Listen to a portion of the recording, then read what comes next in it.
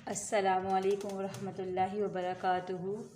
नहमदुहु व नसल्ली अला रसूलिहिल करीम, अम्मा बाद, फ़अऊज़ु बिल्लाहि मिनश्शैतानिर रजीम, बिस्मिल्लाहिर रहमानिर रहीम।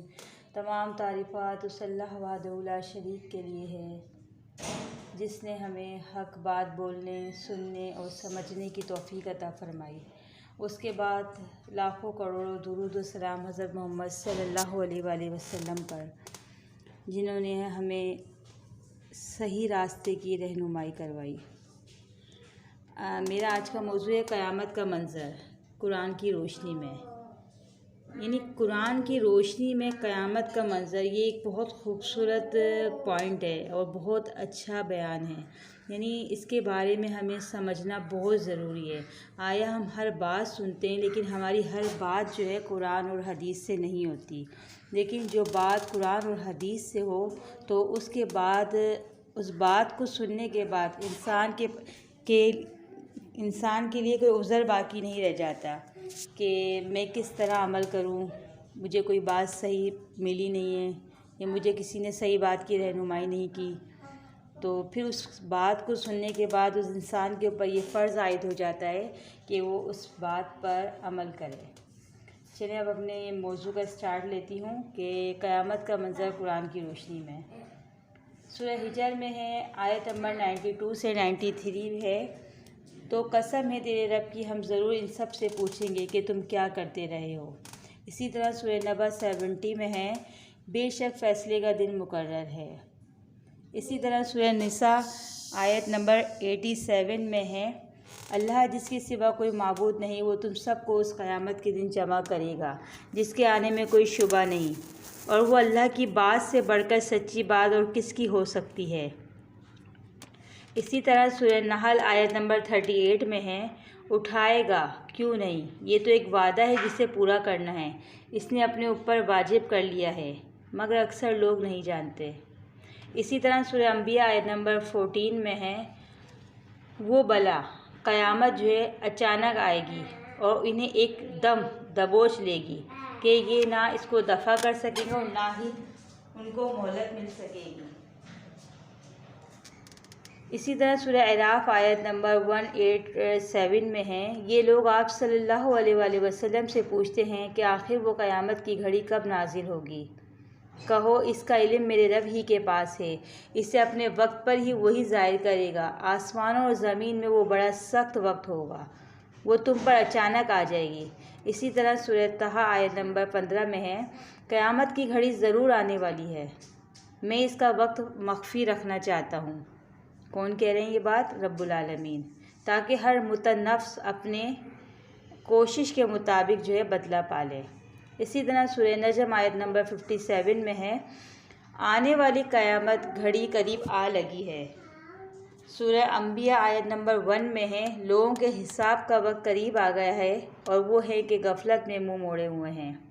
इसी तरह सूरह यासीन आयत नंबर 48 से 15 तक है, ये लोग कहते हैं कि ये क़यामत की धमकी आखिर कब पूरी होगी, बताओ अगर तुम सच्चे हो। दरअसल ये जिस चीज़ की राह तक रहे हैं वो बस एक धमाका है जो यकायक इन्हें इस हालत में उठा लेगा जब ये अपने दीनवी मामलात में झगड़ रहे होंगे, और इस वक्त ये वसीयत तक ना कर सकेंगे, ना अपने घरों को पलट सकेंगे। इसी तरह सूरह क़ाफ आयत नंबर 20 में है, और फिर सूर फूंका गया, ये है वो दिन जिसका तुझे खौफ दिलाया गया था। इसी तरह सूरह ज़िलज़ाल आयत नंबर 1.5 में है, जब ज़मीन अपनी पूरी शिद्दत के साथ हिला डाली जाएगी और ज़मीन अपने अंदर के सारे बोझ निकाल कर बाहर डाल देगी, और इंसान कहेगा कि इसको क्या हो रहा है। इस रोज़ वो अपने ऊपर गुजरे हुए हालात बयान करेगी, क्योंकि तेरे रब ने इसे ऐसा करने का हुक्म दिया होगा। ये तो सिर्फ मैं आयात की आपको दलाइल के साथ वजाहत कर रही हूँ कि इस मौजू की, लेकिन अगर हम इसकी तफसीर में जाएं तो इसकी तफसीर बहुत अच्छी और ख़ूबसूरत है।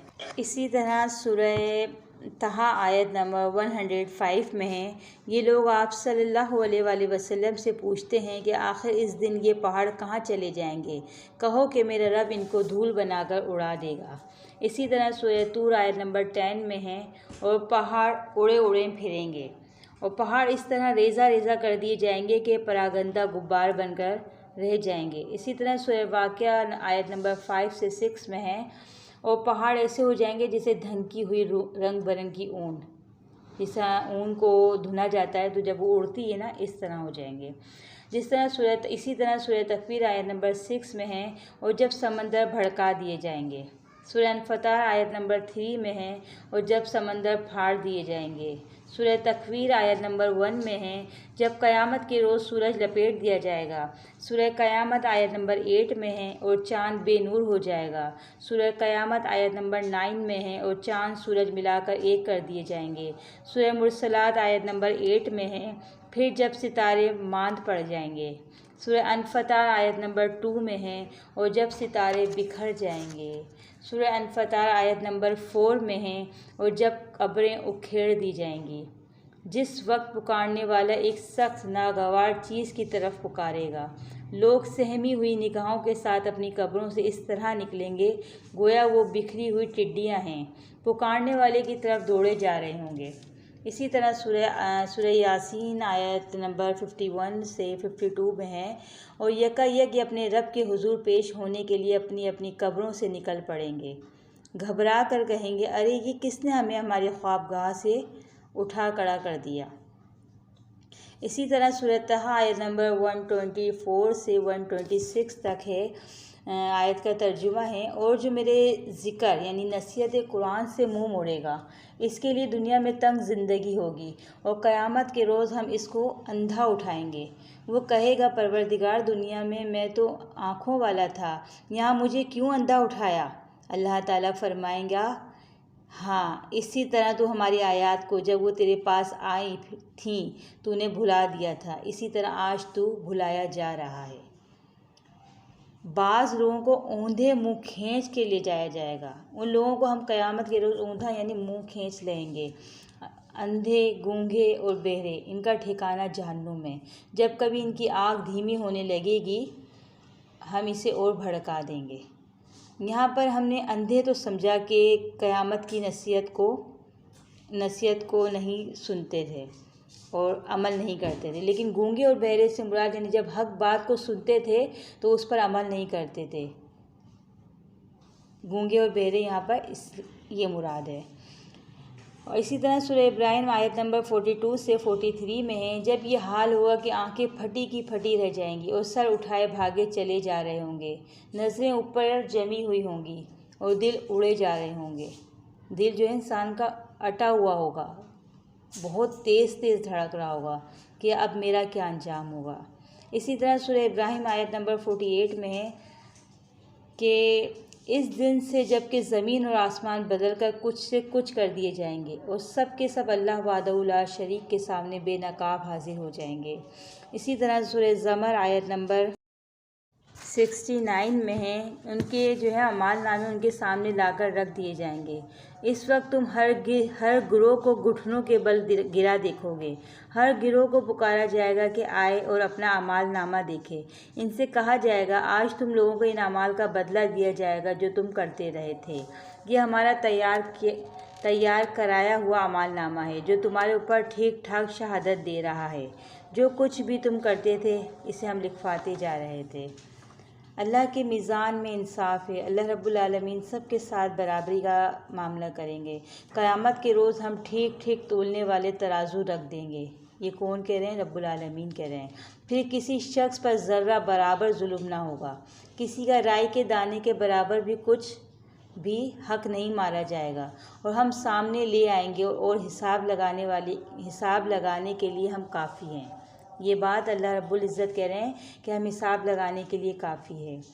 वो दिन आने वाला है जब मुत्तकी लोगों को हम मेहमानों की तरह रहमान के हुजूर पेश करेंगे।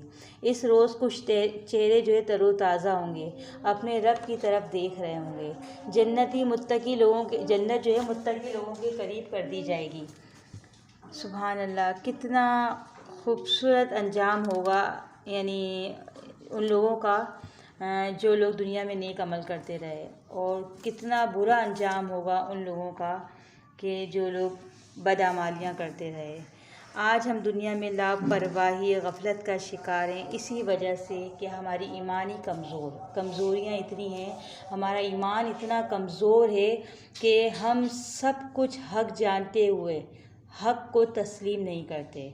जिस दिन हम हक बात को मान लेंगे, ये बात मान लेंगे कि ये अल्लाह का कलाम हक है, ला रैब फी, इसमें कोई शक नहीं है, कोई शुबा नहीं है, और आँख बंद करके यकीन की आँख से हम इसको कलाम पाक पर यकीन करेंगे और इस पर अमल करने की जब हम कोशिश करेंगे ना, तो रब्बुल आलमीन भी हमारी मदद फरमाएंगे और हमारी उन रस्तों की तरफ रहनुमाई करेंगे जो जन्नत को जाते हैं। और जब बंदा ज़िद और हट धर्म हो जाता है, अल्लाह की आयतों को सुनने के बावजूद गूंगा बहरा अंधा हो जाता है और तस्लीम नहीं करता हक बात को, तो फिर अल्लाह रब्बुल आलमीन वही होता है कि उसके दिलों पर मोहर लगा देता है। मोहर एकदम से नहीं लगाता।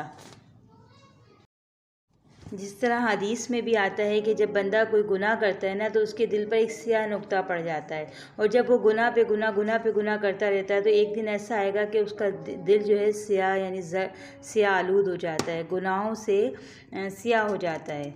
तो फिर उसे हक बात समझ नहीं आती।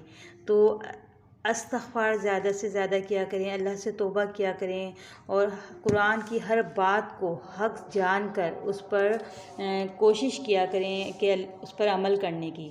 जब बंदा अमल करने के लिए कदम बढ़ाता है ना, तो रब्बुल आलमीन भी उसकी मदद करते हैं। अल्लाह से दुआ करती हूँ अल्लाह ताला हमें क़यामत की होलनाकियों, क़यामत की सख्तियों, क़यामत की मदहोशियों से बचाए और हमारा पुख्ता कामिल यकीन रखे क़यामत के दिन पर, कि हम क़यामत के दिन को हर रोज़ क़यामत के बारे में सोचें कि एक दिन हमें भी अल्लाह की बारगाह में जाना है और हमें अपने सवालों का, हमें अपनी ज़िंदगी का, जो ज़िंदगी अल्लाह ने हमें दी है, उसका जवाब देना है। जब अल्लाह रब्बुल आलमीन पूछेंगे क्या लेकर आए हो, वक्त कहाँ गुजारा, उम्र कहाँ गुजारी, क्या जवाब देंगे। अल्लाह से दुआ करती हूँ जो कुछ मैंने कहा आप लोगों ने सुना, अल्लाह हमें इस्तिक़ामत दे।